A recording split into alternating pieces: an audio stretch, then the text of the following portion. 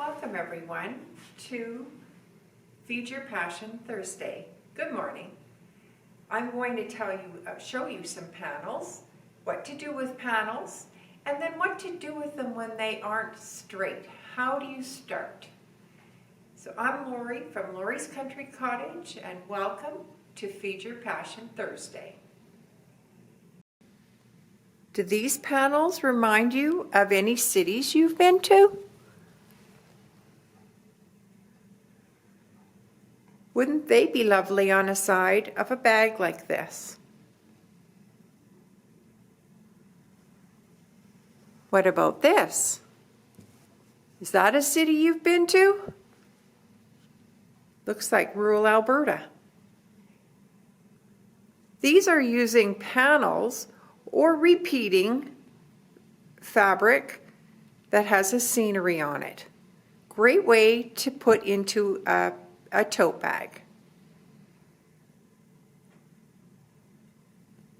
Sometimes the panels won't be the exact size, and so you need to cut and maybe piece. The city ones that I showed you are squares, and so they would need to be added. You would need to add extras on the sides. Depends on the size of the tote you're making. This is an apron that we did. See the panel down the front? This is how it started. And we used where the large floral is the panel.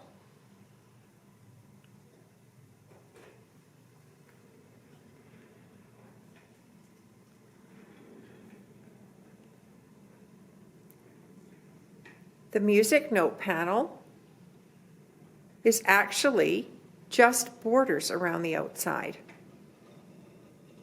But some interesting quilting, and you've got a quilt.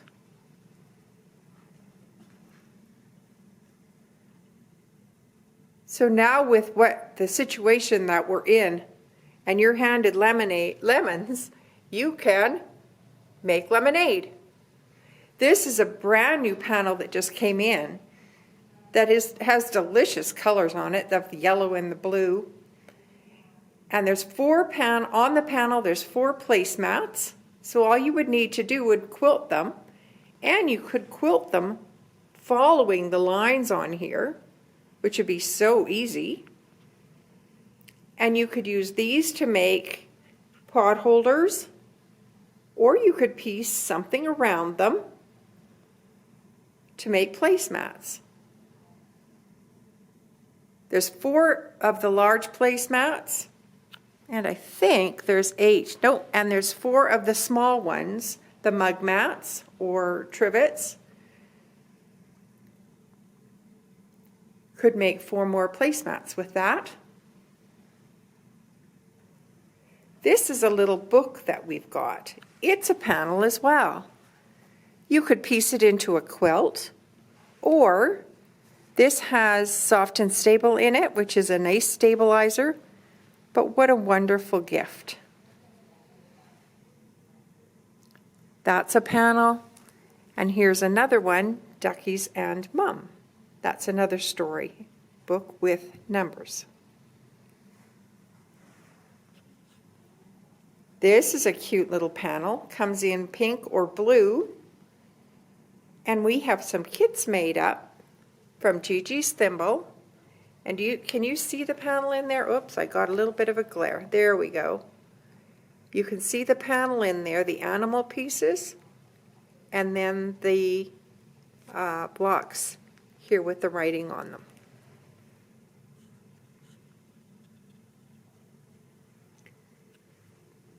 Beach Walk is a pattern from Villa Rosa Designs. Villa Rosa does little patterns that really don't tell you a lot. Why do you need the pattern? You don't really. But take a look. Everything is there. You don't have to do any thinking. Just put it together. And for the price, $2.99, not worth the thinking time. This is actually a horizontal panel with the owl on it. And they used this pattern and turned it sideways. Here's another apron, and we used the panel from Frozen.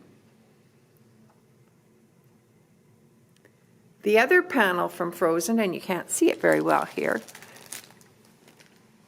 but we added a cuddle and did the self-binding blanket. So all that is the panel over the blanket. Watch in the next little bit for a new video or YouTube on our Tuesday on how to make a self-binding blanket.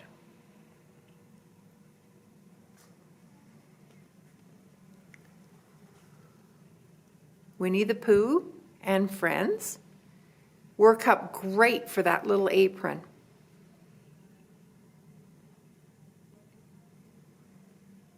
This is a fun one from Susie B. Great quilting lines on there. Be easy, easy, easy to do. Just lay it over your cotton batting and a backing, spray baste it with the 505 and follow the lines.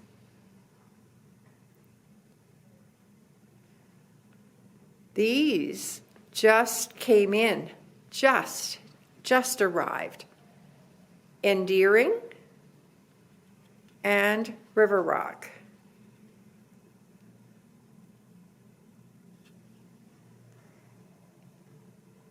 Here's a project, a free download that you'll be able to find it on our webpage for the pattern using the Endearing fabric or the River Rock, and watch there for kits as well.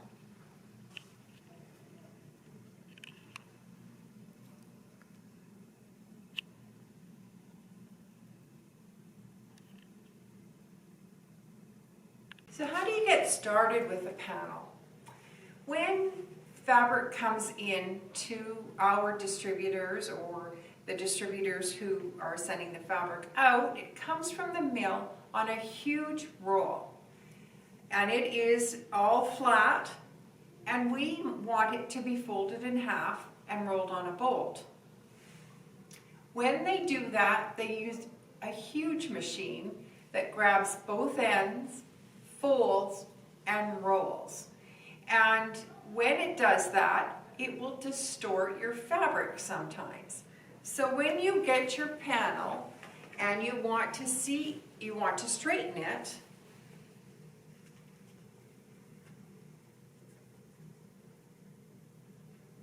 you move your fingers up and down until your edge is straight, your salvage edge is straight. Now, when you look at this, that's far from straight. So probably when they put that on the machine to do the turn at the fold and roll, fold and bolt, it got distorted. So what you want to do is have a look at that. Now it looks like it needs to be pulled back this way. So what you need to do is just grab it, and when you pull it on the bias like this, you can stretch it.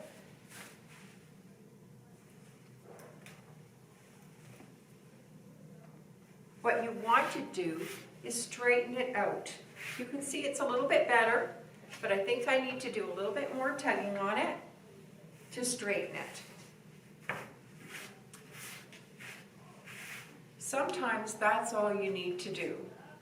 Other times there's just no way you're going to get it back the way it was supposed to be when it was printed.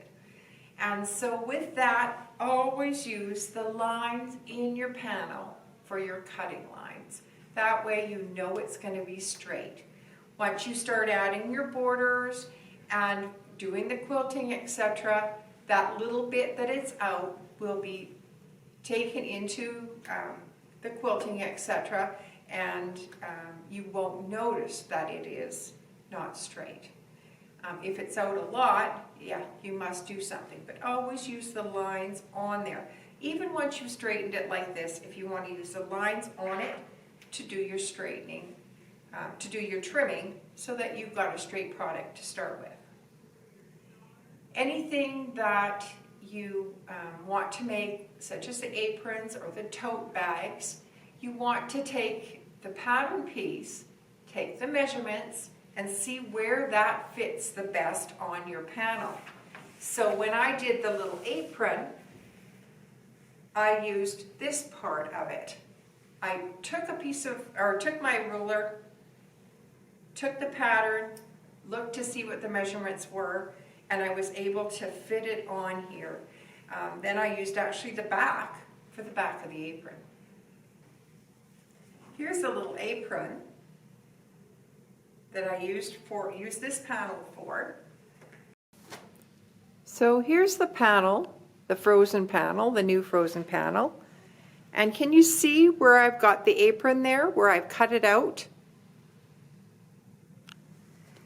Now, the back side is actually down here. I cut the bottom part. So I used up the majority of that panel to make this apron front and back, and it's somewhat reversible. This is a running scenery. And so when you want to make something like this tote, all you need to do is get the yardage length for the width to wrap around this bag. We used the clouds from the top of the panel for the inside.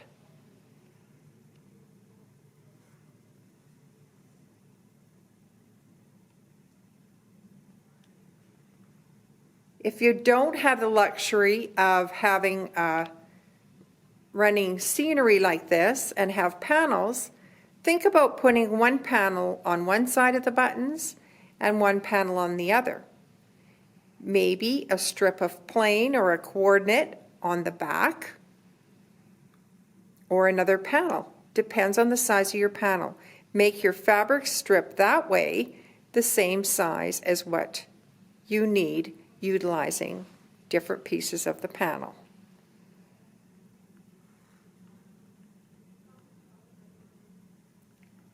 I hope this has inspired you to use some panels. So many of them are digitally printed now and are beautiful, beautiful artwork. And sometimes they're a difficult thing to use.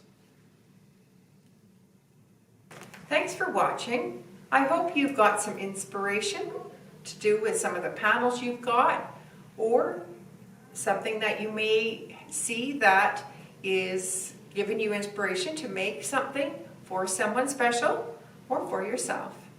So thanks for watching. Bye-bye.